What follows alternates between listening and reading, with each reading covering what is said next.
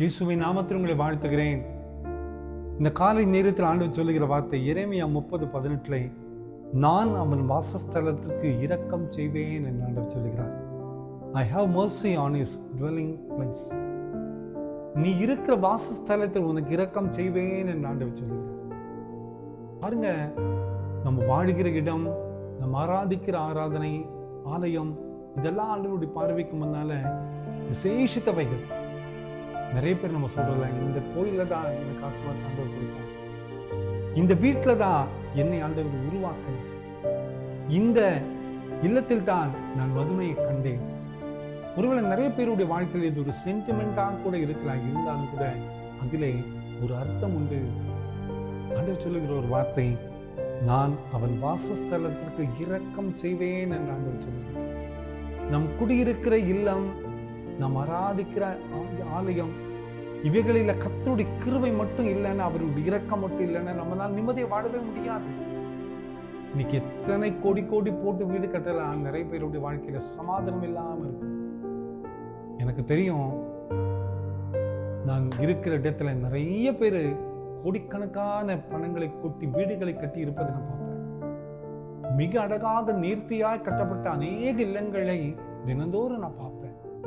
ஆனா அந்த வீடு விரிச்சோடி கிடக்கும், தங்க ஆள் இல்லை, குடியிருக்க ஆள் இல்லை, எல்லாமே வெறுமனே கிடக்கிற இல்லங்களாக அநேக இல்லங்கள் பார்ப்பேன்.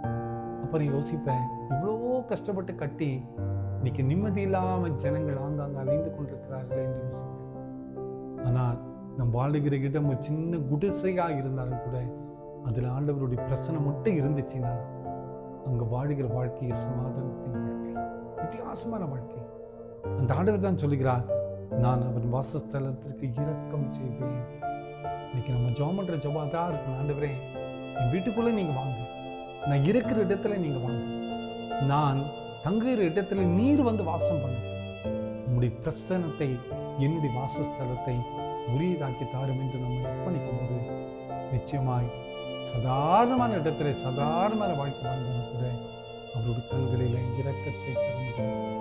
கவலைப்படாதிருங்கள், கர்த்தர் நமது வாசஸ்தலங்களை ஆசீர்வதிப்பார். ஜெபம்.